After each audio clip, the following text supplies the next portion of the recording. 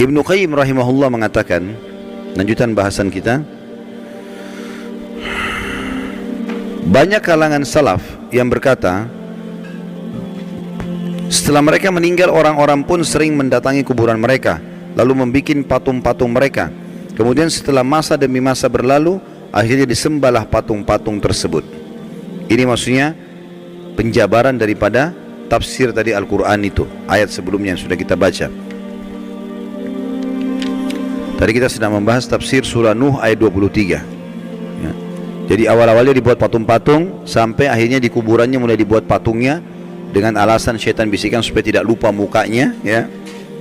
Lalu kemudian mulailah berjalan waktu, lama-lama orang jadi sembah ya. Sembah itu berarti, sembah artinya kalau kita bilang iyyaka na'budu, hanya kepadamu kami menyembah. Sembah itu tunduk, patuh, cinta ya.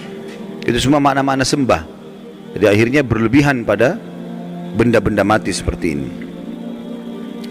Diriwayatkan dari Umar radhiyallahu anhu bahwasanya Rasulullah sallallahu alaihi wasallam bersabda dalam hadis Bukhari Muslim, "La tatruni kama atratin nasara ibn Maryam, innama ana abdun faqulu abdullahi wa rasuluh." Jangan pernah kalian berlebihan dalam memujiku sebagaimana orang-orang Nasrani telah berlebihan memuji Isa putra Maryam. Aku hanyalah seorang hamba, maka katakanlah hamba Allah dan Rasulnya ya. Jadi Nabi Isa itu dulu alaihissalam, kaumnya awal menganggap dia nabi, manusia biasa. Awalnya Hawariyun, sahabat-sahabatnya dulu begitu. Berjalan waktu, mereka mulai menganggap Isa ini manusia suci dan lahir tanpa ayah, berarti dia anaknya Tuhan. Mulai pindah ke situ, namanya gulu, berlebihan. Akhirnya memposisikan Nabi Isa alaihissalam bukan lagi pada posisinya sebagai utusan Allah saja, tapi sudah luar biasa, sampai pada tingkat yang menganggap Isa dan ibunya Maryam alaihissalam adalah Tuhan. Awalnya tidak, tapi lama-lama ke situ. Awalnya cuma, oh ini orang soleh, ini nabi. Oh, akhirnya mulailah diinterpretasikan, dijabar-jabarkan. Nah ini kayaknya dia lahir tanpa ayah, berarti anaknya Tuhan nih. Nah berarti ya, supaya kita tidak lupa buat patungnya. Sekarang orang Nasrani banyak tidak sadar, mereka bukan lagi sembah Allah, bukan juga bahkan sembah Nabi Isa, tapi sembah apa? Patung. Ditaruh patung di situ, mengatakan itu patung Nabi Isa, patung Maryam. Patung, gak ada hubungannya sebenarnya, tapi seperti itu. Dan apa bedanya dengan kaumnya Nabi Nuh yang tadinya buat patung, awal-awal diminta-minta, lama-lama akhirnya disembah gitu. Sementara Nabi Isa alaihissalam berlepas tangan dengan itu ya. Saya nggak tahu sudah pernah saya bacain belum dalam surah Al-Maidah ayatnya. Belum. Kita buka sekarang Al-Maidah. Kita lihat bagaimana Nabi Isa alaihissalam nanti pada hari kiamat itu kalau tidak salah di ayat 116 ya. Bagaimana Nabi Isa alaihissalam nanti dihakimi oleh Allah. Maksudnya Allah subhanahu wa ta'ala akan mengajak bicara Isa di depan makhluk semuanya, terutama pengikutnya yang menganggapnya sebagai Tuhan.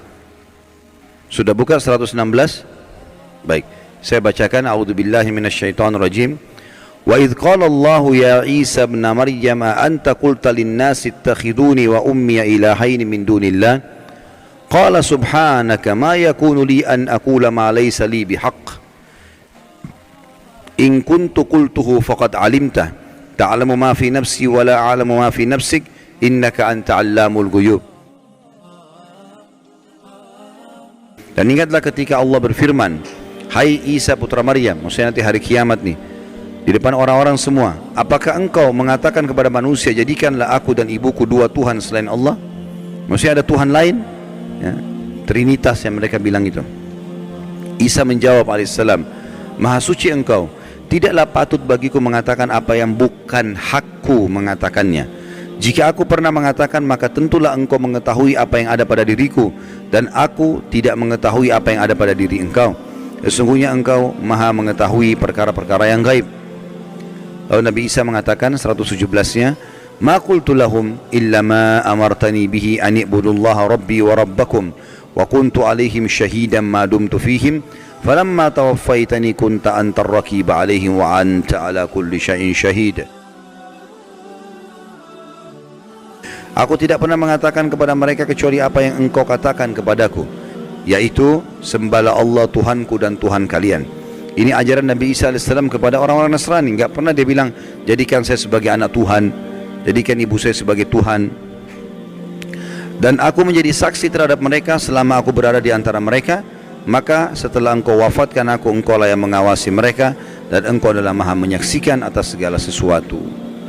Jadi nanti pada hari kiamat, pernyataan Allah subhanahu wa ta'ala yang akan disampaikan kepada Isa alaihi salatu wassalam.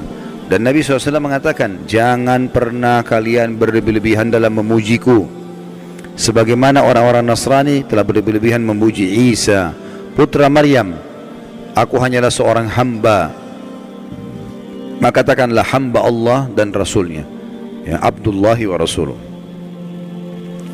Juga sabda Nabi SAW di dalam hadis riwayat Imam Ahmad, Tirmidzi, Ibnu Majah dari Ibnu Abbas radhiyallahu anhuma, bahwasanya Rasulullah SAW bersabda, iyyakum wal gulu fa innama ahlaka man kana qablakumul gulu. Jauhilah oleh kalian sikap berlebihan, karena sungguhnya sikap berlebihan itu yang telah menghancurkan umat-umat sebelum kalian. Jadi ini akan membinasakan, karena kalau ada orang, ada dosa-dosa, ada dua macam Bapak Ibu sekalian, ya. Ada dosa syahwat, dosa yang diikuti dengan hawa nafsu, kayak zina, riba, ya, mencuri. Ini orang yang melakukannya tahu kalau dia salah. Semua orang tahu salah. Mukul orang, gunjing, ambil barang orang lain, dia tahu dirinya salah. Jadi lebih mudah taubat. Tapi yang masalah dosa kedua, namanya dosa syubhat.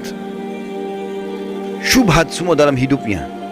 Dia pikir dirinya ibadah padahal selagi salah. Ini bahaya sekali. Orang nggak tahu masuk dalam syirik, masuk dalam bid'ah. Dia pikir dirinya ibadah padahal sebenarnya salah. Diingatkan Rasulullah tidak pernah contohkan, nggak apa-apa. Loh, kok nggak apa-apa ini? Gimana caranya nggak apa-apa? Nabimu tidak pernah contohin, tidak apa-apa. Jadi banyak orang subhanallah tidak sadar padahal dia masuk dalam dosa syubhat. Dan ini lebih bahaya karena orangnya susah taubat. Dia anggap dirinya benar soalnya.